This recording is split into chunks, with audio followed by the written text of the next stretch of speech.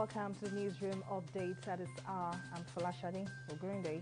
The Minority Caucus in the House of Representatives has called on the Economic and Financial Crimes Commission (EFCC) to investigate the suspended managing director of the Nigerian Port Authority, Adizabala Usman, over alleged mismanagement of 165 billion naira. This was disclosed in a statement signed by the minority leader of the House of Representatives, Undudi Elumelu. The caucus insisted that such huge economic crime against the nation should not be left to an administrative panel of inquiry, but committed to an anti-graft agency for an independent investigation.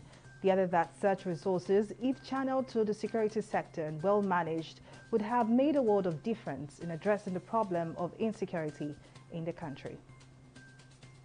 Vice President Yemi Osinbajo has disclosed that over 2,000 hectares of land have been mapped for the proposed social housing program.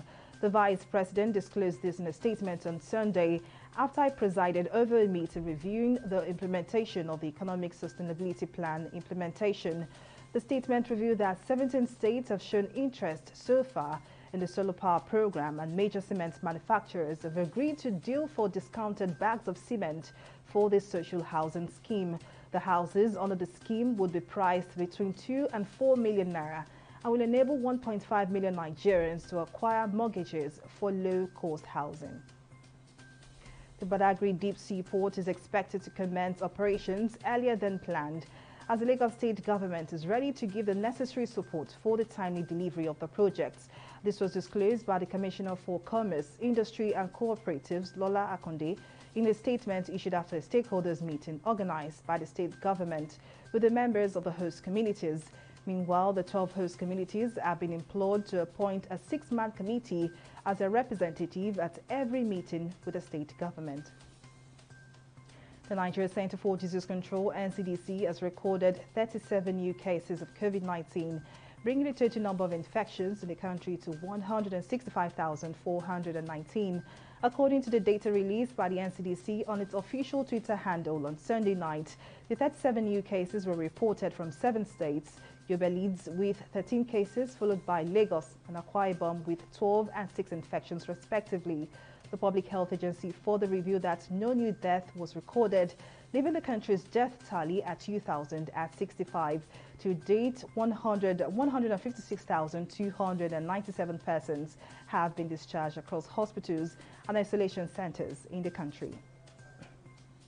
Nigeria's revenue earning capacity has come under threat following the reduction of importation of crude oil by India. Data from India's Petroleum Planning and Analysis Cell showed India, Nigeria's largest crude oil importer, reduced crude oil imports by $39.5 billion in April compared to the same time the previous year. According to the Indian High Commission in Nigeria, India's crude oil imports from Nigeria in 2020 amounted to $10.03 billion.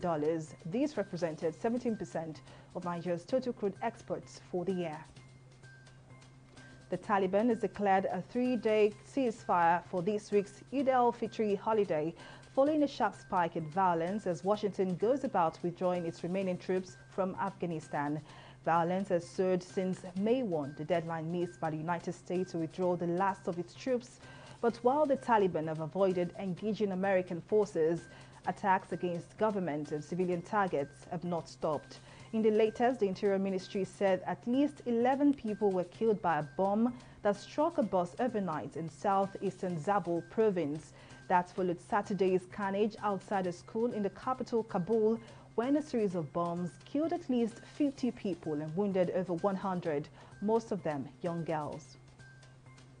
The Nigeria Table Tennis Federation has staked 4.5 million naira for the 2021 National Championships scheduled for May 18 to 22 at the Teslim Balogun Stadium in Lagos. According to the breakdown of the prize money for the 5-day tournament, winners in men and women's singles events will earn 250,000 naira each, while under 21 and cadet champions take home 100,000 naira and 50,000 respectively.